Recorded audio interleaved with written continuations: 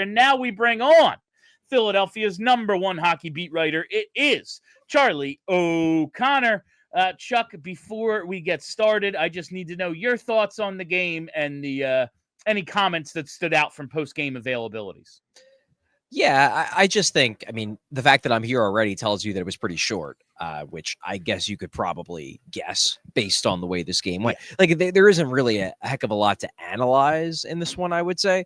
For 40 minutes, the Flyers, I don't think they were better than the Hurricanes. The Hurricanes were the better team through 40, but the Flyers hung with them. You know, they especially, I thought, probably about, maybe about 4 minutes into the first period, because those first few minutes not great. Then they started playing pretty well, and they pretty much played pretty well through the second period. They were hanging with them. They were losing the shot and chance battle, sure, but they were right there. They looked like they deserved to be on the same ice. And then Fedotov gives up a weak goal to start the second off of a not great sequence by Owen Tippett. And then the mistake floodgates just open up, and the Flyers they look the. Nick Seeler said after the game, third period, we're back to looking disconnected. That was 100% true. They were looking disconnected again. Ryan Poehling makes a mistake, has a turnover. Like, they just start turning the puck over, and against the Hurricanes, you just can't. Like, they're going to kill you for it. And I mentioned that to Ryan Poehling after the game. I was like, maybe there are some teams that you can, have a 3-minute lapse and be okay.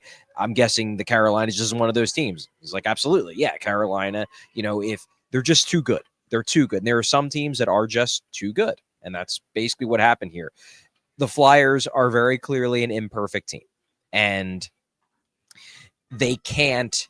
I think Tortorella, whether it was today or yesterday, again, days aren't real. They all bleed together into one. But Tortorella essentially said something like, look, we're not good enough to have mistake-filled games and still win them. Like, if they're playing, the Flyers are playing their best game and the Canes are playing their best game, the Canes are going to win. Flyers will play them tough because they can be a tough team, but the Canes are going to win. That's just the reality of the situation.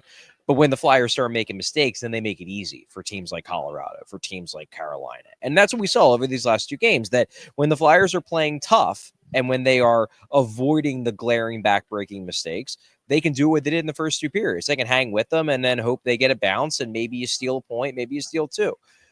But when they play like they did in the third, there's no chance. Like, that's why they end up, and I'm looking at the numbers right now, they end up getting, they lose the shot attempts battle 33-7 in the third period. Like, that's what happens when they're not playing the kind of structured game they need to play in order to survive. It's not like they just lose to teams like Carolina. They get obliterated. And they got obliterated in the third period. They showed in the first 40 that they can play a game where they don't get obliterated. And then they showed in the third what happens when they lose that. They get killed. And they got killed in the third, and that's what happened. Charlie, I got to know, what did you think of that Ivan Fedotov pad stack? I mean, it was cool. He's going to be a weird goalie to watch. I think we all just kind of have to accept that. Like, I think Kelly needs to be at the top of the list. Like, she just needs to accept that it's always going to look weird with Ivan Fedotov. Like, that's just him. He doesn't know how to play the goaltender position in a way that is, at least to North American eyes, normal. But in that second period, he made a lot of really big saves. He did. And it was ugly but effective. Then the first shot on goal in the third period, it was ugly and ineffective. And that's the concern with Fedotov, is when a goalie's game lacks the kind of soundness that clearly Fedotov's game just does not have and probably never did, he's always going to be prone to those types of goals. And look, I'm not saying that, that he was bad in this game. I'm saying he was the reason why they lost. However, that was the goal that opened the floodgates. And you do wonder, like, if they get a save on that goal, does the mistake train start? Do they stabilize and then play a decent third and it's still a tight game going into the final 5 minutes? Maybe, but instead Fedotov gives up that goal and suddenly the floodgates open up and it's over within 5 minutes. Fedotov's gotten better. He's playing better. He did not play a bad game tonight. The two goals after that, I don't pin the blame on him at all on those two. But the first two, goal number one, he's doing his try to tippy toe over top of the screen thing again. Second goal was straight up terrible. And I think he looks like an NHL goalie now in terms of results overall, but he doesn't look like a good NHL goalie, if that makes sense. And I think that's kind of what I saw tonight. Yeah, there's the like there's the real possibility that disconnectedness happens in the third period because they see a goal Fedotov gives up and they're like, oh, this guy's back. I wondered about that. But that said, in the first 40 minutes, Charlie, you tweeted at one point after the second period, like, the Flyers' low shot total is not a result of their lack of possession. Yeah. It's their inability to take advantage of the opportunities and the possession they do have. John Tortorella talked about this team using Carolina maybe as a model, and maybe that's more about franchise building and style of play down the line when they actually have pieces that match. But when I see this Flyers team flat out refuse to shoot against a goalie that they scored on 25% of their shots against 2 weeks ago, like, what do you make of that? Well, I guess to start, I'll respond to your thing about like using the Canes as a model. I don't think they ever will want to use the Canes as a model in terms of shooting from everywhere. Like that doesn't seem like that's a model that many teams want to follow. Carolina is unique in that way, where they are, and I use this with love, they are Corsi merchants. They just shoot from anywhere. They rack up a ton of shot attempts. They don't care. Their viewpoint is, well, some of them are going to go in eventually. It's worked in the regular season so far. It hasn't worked in the playoffs to the point where they've won a cup. I do wonder if that's a flaw of theirs. I don't think the Flyers are ever going to do that. However, they could obviously shoot. They could obviously, when they're in shooting positions, and I'm not saying like, when they're at terrible angles or up at the point, whatever, there were so many times in the second period where they had pucks in close and they either missed the net or just didn't even get a shot attempt because they were trying to find the perfect pass. They were doing drop passes. They were, moving it over to the complete other side of the ice. And John Tortorella, apparently in between periods, Nick Seeler let this slip after the game. Tortorella mentioned that. That was one of the emphases in the second intermission was, we need to stop passing up on shooting opportunities. Now, they never really got a chance to fix that because then the whole floor fell out from under them, and they just never had the puck because they were playing terribly in other ways. But at the very least, it does show that the coaching staff sees. They see what we see, and that there were so many chances in the second period. Like the fact that they only had 4 shots on goal in the second period, that does not reflect how often they had the puck. They had the puck a lot. They had chances. It's just so many times they'd have dangerous puck possession for 20, 25 seconds and then get no shot on goal. And you're like, this doesn't feel right. It feels like the shot counter should be higher. Then third period, again, things just were terrible. I don't know if they were trying or not, but again, it's hard to get shots when you don't have the puck. I agree with you. I agree with you that they should shoot more. I don't think they should shoot as much as the Canes do. I don't think that is a good idea because I don't think that shooting strategy is actually a good one in general, but they should obviously shoot. Yeah, and they don't. I just look at a team that, okay, we don't have a ton of skill. Like, Carolina actually has the skill to maybe shoot a little bit less. Like, the Flyers have to be a volume shooting team. It's what worked for them last year. And they didn't fire from all over like Carolina did, but they took a ton of shots. That just hasn't been the case regularly enough this year. And I think that's why we're seeing a big difference. Charlie, just some little things throughout the game, because you're right. There's not a ton to analyze here. Like, yeah, they played all right through 40 minutes, and then Carolina became, oh, yeah, right, we only have 4 losses this year. That team has 4 regulation wins. This shouldn't be that big of a deal, and it wasn't. But I want to start with the power play units. What the hell are they? Like, does the top unit have a center on it? Honestly, for all the things I tried to analyze in this game, I really didn't analyze the power play that much other than it wasn't very good. No, they're trying new things. They clearly want to try to get Joel Farabee going, so they moved him up. I think that's part of maybe the issue because he's not doing. I think he had a rough game tonight. He's had some good games over this stretch. I thought he was rough tonight. Owen Tippett's been inconsistent all year. They're trying to get Tyson Forrester going, and he's had a couple goals over the last few games. So I think that was the reason why he was up on the top unit. Obviously, all of their puck-moving defensemen are injured, so that's why Travis Sanheim's on the top unit. Like, they're just kind of in a weird spot where I think they're trying to use that top unit as a way to get some guys going. That's probably the case with Farabee and Forrester. Obviously, it backfired tonight. It didn't work, but I don't know. Like, they probably should have scored a power play goal. Michkov whiffs on a shot right in front of the net. And Michkov had a not great game, and he's been mostly very good, extremely promising this year. This wasn't one of his better games. That's a goal where if he's playing his best hockey, that's a gimme. He pops that in, Flyers score, and they're off to the races, hopefully, for the rest of this game. He misses it, and I looked at a replay, like he just didn't get much on it. It was just a flub play. And no, he just bunted it. Yeah. He just bunted it. Yeah. And I guess that happens. Ideally you want to see him finish on that, of course, but I don't know.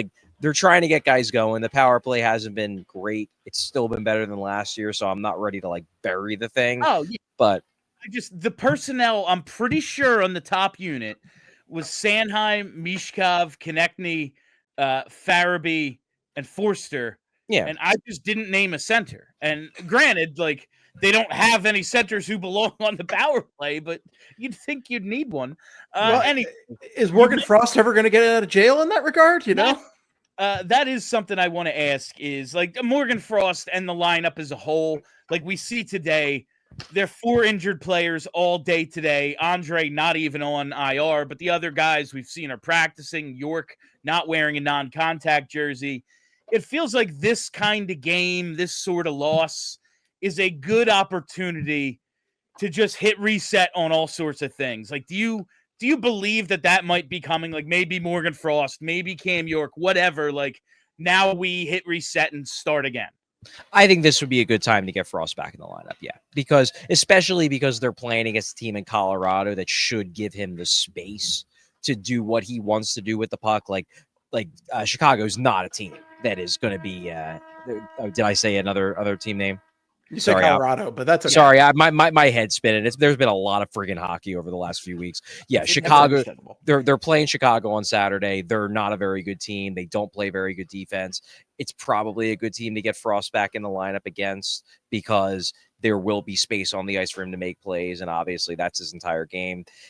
They've just lost 2 games. This is the time when you make some lineup changes. Now, as for the injured guys, Bill, I don't know. I know. They can only come back when they're cleared to play, and apparently they haven't yet been cleared to play.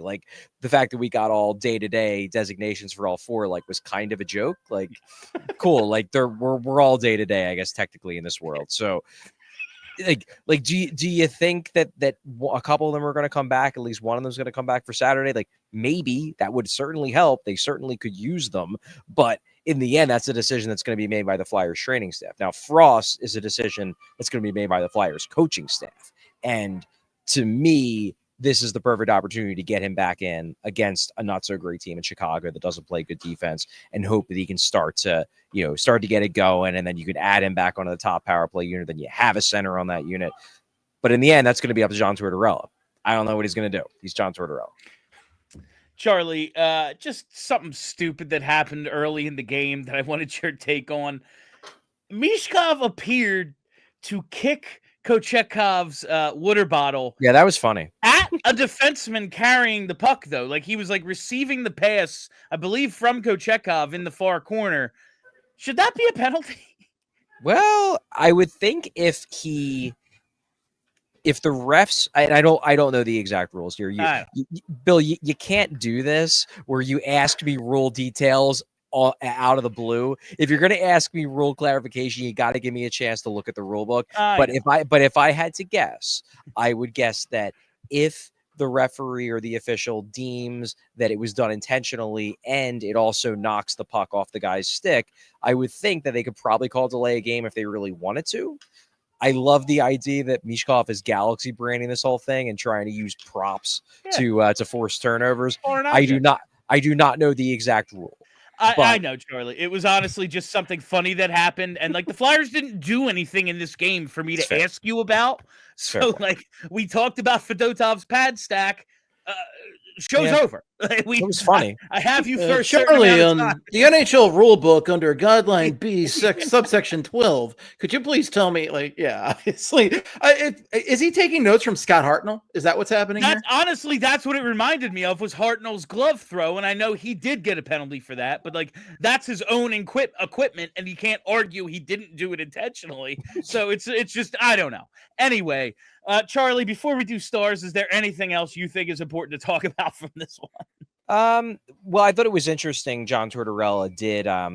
He did. He called out guys. It wasn't in a particularly vindictive way, but he noted he elaborated on Owen Tippett's mistake on the second goal against. He noted Ryan Paling's turnover on the fourth. He was asked about the fact that Scott Laughton was benched basically for like the entirety of the second period. He had the bad turnover on the first goal of the game coming out of the zone. And he elaborated on the fact with that, Laughton finishes with 8:25 in the game.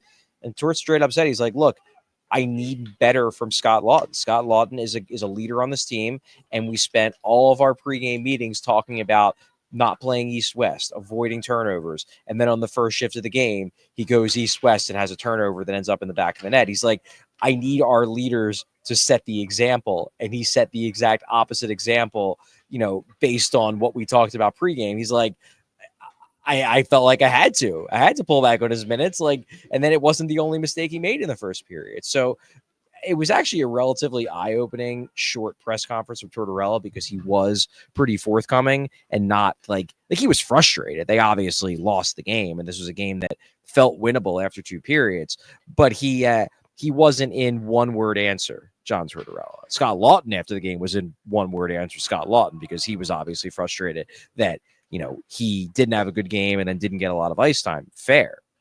Tortorella was willing to elaborate on certain decisions and made it clear that Laughton in particular was somebody who he looks to set the tone in a positive way. And he felt like this game, Scott Laughton set the tone in a negative way and was willing to say that out loud. I do think it's important, though, that he say things about Scott Laughton out loud in public so that it gives a little more weight to everyone else he criticizes. Yeah. Because it's not just like, oh, yeah, Morgan Frost scratched again. Well, yeah, of course, the sun came up today. Why wouldn't, it's just that continues. But I feel his frustration. I think it was last game where he had the "we just do so much dumb stuff" quote. And that was, you can't do that against a team that is this much better than you. And that's what happened tonight. All right, Charlie, let's wrap it up with your 3 stars of the game, beginning with star number 3. Yeah, I got news for you. There aren't any Philadelphia Flyers in these 3 stars. Hey, Ryan Paling gets the only goal, and it wasn't really that good of a goal. That's a goal Kochetkov needs to stop. So he's not a 3-star. Fedotov had a chance, and then he gives up the weak goal, so he's not a 3-star. I'm going to go 3rd star, Jordan Staal. It's funny when I watch Jordan Staal because I look at him as this is the role Sean Couturier should be playing. Yeah. It's just the fact that because the Flyers don't have centers, Sean Couturier has to play 1C and have everyone angry at him because he doesn't score like a 1C. Whereas Jordan Staal can be the 3C, drive play like crazy, chipping with some goals here and there, and everybody in Carolina loves him. That would be ideal. And that's what Jordan Staal did tonight. He gets a goal. The Carolina Hurricanes outshoot the Flyers 11-1 in shots on goal when he's on the ice. That's Sean Couturier right now. And it's unfortunate that Staal is in the perfect role for who he is now in Carolina, and Couturier has to get a bunch of people in my Twitter mentions yelling about how he's cooked. And it's he's not cooked. He's just back to being the guy he was in 2013, 2014, when he was driving play and not scoring as much as you felt like he should, given all the chances he had, and have a bunch of crazy people on Twitter yelling about it all the time. He's just back to being that guy. Jordan Staal is that guy. And that guy is still a good player. It's just that Jordan Staal is in the role that Sean Couturier ideally would be in if the Flyers had better centers. Jordan Staal, strong game in that role, 3rd star of the game. Charlie, how many 32-year-olds would kill to still be what they were at 22? I would love it. That's Sean. What a dream. That's Sean Couturier right there. All right, hit us with star number 2. Star number 2, I'm going to go with Sebastian Aho. He scores the the big goal to give the Canes the lead that they never give up. Now, granted, I think Fedotov should have made that save. Hey, put the puck on net. That's something the Flyers weren't doing in the second period nearly enough. Aho puts the puck on net, knows he's facing a goalie who, he made all the saves in the second, but it didn't look particularly good how he was doing it. So, hey, toss a puck on net, see what happens, see if he still got it. He clearly didn't. Look, Aho's just a really good player. He finishes with a goal and an assist tonight. And, scores the big goal. He's 2nd star. And finally, star number one. Yeah, star number one might be a little bit off the wall. He did get a goal tonight. I thought Jalen Chatfield was great in this game. I thought he popped, and he's really been a guy who has been huge for Carolina this season, because if you think about it, like, they lost Brett Pesce and they lost Brady Shea in the offseason. They replaced them with Shane Gostisbehere and Sean Walker, and they've done well, to be sure. But both those guys have basically made up the third pair of the Canes this year. What the Canes did is they took their third pair from last year, which was Chatfield and Orlov, and moved them up into the second pair, and they're still killing it. And you saw like Orlov has a history of being a top four defenseman. He kind of underwhelmed a little bit last year. He's been a lot better this year. Chatfield is kind of a guy where, he was sort of in that 4-5 borderline. Tonight, he very much looked like a top four defenseman. He was really good, not just for that goal, but he was just good all around. I thought he made an impact on almost all of his shifts. He really impressed me, watching him up close in this one. And for that reason, he's my first star. All right, Charlie, we will be back in studio tomorrow at 4:00. Make sure everyone tunes in live for that. I am on a Z-Pack now. I haven't had much of my cough medicine yet because it's Prometh with codeine, so Ava hid it until after the show. Otherwise, There'd be no postgame. But I will be healthy enough to do the show in studio tomorrow, so make sure everyone tunes in at 4:00 for that. Until then, Charlie, thank you for joining us.